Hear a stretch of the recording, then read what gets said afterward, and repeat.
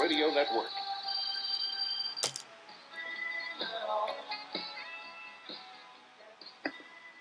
All right, guys, welcome back to Wide Awake Radio. My name is Charles McGrath. I am the host, and my website is wideawakenews.com. If you would like to join 100-plus people in there, go to wideawakenews.com, click on the Wide Awake Radio button, and you can join the program. I do believe Dex is still with us. Dex, say hello. Hey, what's up? I'm still here. All right, man. Well, let's bring on our next guest, Christina Malik Consolo. Sent me a video a week or so back, and it was so compelling. She had offered herself to come on the program and try to bring to light the research that she had done. And in watching this video, which I dropped into the chat room, I was completely amazed at the apparent level of corruption and the apparent level of disinformation or just lack of information that the people are getting. Now, it seems like Fukushima.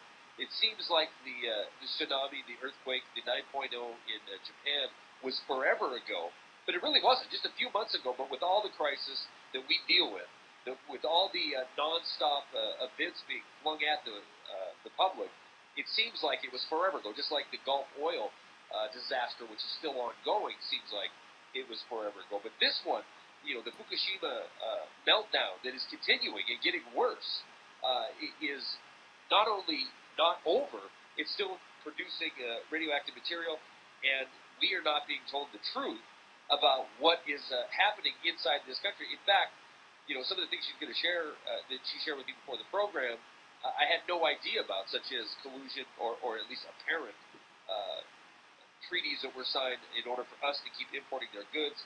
So we don't know what we're bringing into this country. We don't know what's safe, and the instruments that have been in place for a long time to tell us ever since the Cold War are mysteriously not working. So, Christina, welcome to the program. I do want to, before I even get going, I want to put a plug out for your YouTube channel. But you know what? Here's the deal. I cannot say the name of your YouTube channel, not because it's offensive, because I don't know what it means. ichicax4. Does that make sense to you, Christina? I used to work in the eye business, and my oldest daughter calls me Chica. And I have four daughters, so it's ichica times 4. Times 4. It all makes sense now. That's where the name comes from. Well, I have a Krabby Dog Tricks channel, so I can't really give you too much grief for that. Christina, welcome to the program. Dex, who's and Dex is with us. He's our analyst, our pro analyst that's on quite often co-hosting. But he also has an interest in the subject that you're bringing to the program, so he's going to hang out with us as well. So say hi to Dex as well. Dex, say hi to Christina. Hello, nice to be on with you. Thank you so much for giving me this opportunity. I'm profoundly disturbed at what I've been uncovering. And originally, when Fukushima happened, I've had an interest in nuclear power my whole life. I have friends that work in the industry. My father was a huge supporter of it. I've even toured a nuke plant. And in terms of the environment, it seemed like the safer alternative. But what we found out from the Fukushima disaster is that these plants aren't safe at all. They continually release tritium and different radioisotopes into the environment as part of venting their reactors. And, the NRC and these plants, their line of defense is always, the radioactive releases are very small and they're not harmful to humans, but there is no level of radioactivity that is not harmful. Right. Especially to children. Children are 10 to 20 times more susceptible to the effects of radiation than adults. And there are children already in Japan having heart attacks around the Fukushima plant. This came from Christopher Busby. You can search his videos on YouTube also. He is the world's leading expert in radiation effects on health. And what I learned from his research is that children are born with a certain number of heart cells. Those cells do not increase during your life. And cesium, which has been released in huge quantities from this plant, especially from the spent fuel pools, as evidenced by a study that came out 2 days ago. It attacks children's hearts. It goes to the muscle. It mimics potassium. And in my area of the country, we're already seeing pine tree damage that could be from cesium uptake. And I'm waiting for some soil samples to come back, but it takes weeks and months to get this data together, and we don't have that kind of time. Our kids have been playing out in this stuff all summer. No warnings from the EPA, no warnings from our state or local government. Let's hold up a second. Let's back it up a little bit. Let's back it up because what I want to know is, first of all, let's give a little bit of your background, because you gave me a little in the email you sent to me. You're not just decided to get on the internet and go to somebody's website and check it out, but you've been in the healthcare industry for quite some time, right? I was in the healthcare industry for 24 years. My last job, I ran a clinic that specialized in eye imaging. My specialty is ophthalmology, and I'm actually on a medical leave right now for a back injury. And I've been researching Fukushima because I wanted to know what kind of health effects it might have on my girls and their fertility. And just the more I get into this, the more I realize that we're going to be lucky if they just come out of this with fertility problems. Wow. Okay. And Dex, jump in anytime you feel you have a question or a comment you want to add in there. But so we have this disaster, and obviously it was top story for a month or longer, and then it just kind of went away. And then what happened? What did you find out that happened between the United States, as far as economically, between the United States government and the government of Japan? Well, this I learned from speaking to Maggie Gunderson on the phone. Her husband is Arnie Gunderson, who has been putting out videos on this. He was the expert witness in the 3 Mile Island disaster, and he used to be really high up in the nuclear industry until he began to have concerns about the storage of spent fuel and the leaks that come from these plants dumping into rivers, releasing to the air, and now he's an advocate against nuclear energy. And what she told me was that Hillary Clinton had gone over to Japan about a week after Fukushima and met with Prime Minister Kan at that time. She signed a treaty with him stating the intention of the United States to continue our trade agreement with them, even in light of the Fukushima disaster. And this was done for an example to other countries, but we've been importing food from them. We've been importing tea from them. These samples are showing radioactivity. The EPA should have stepped in at some point, or the FDA, and said, they've found radiation in milk samples. They're finding it in the manure. It's in the cows in California. It's in our water system. It's in our air. We have graphs online that we can check, but a lot of them are being heavily censored. They're not showing what we would expect to see based on jet stream pattern and so forth, but some of the levels are so high, especially recently in North Carolina. We had a spike about a week and a half ago where the charts read over 1,000 counts per minute. Now give us air what's samples. And background radiation shouldn't really be above 50.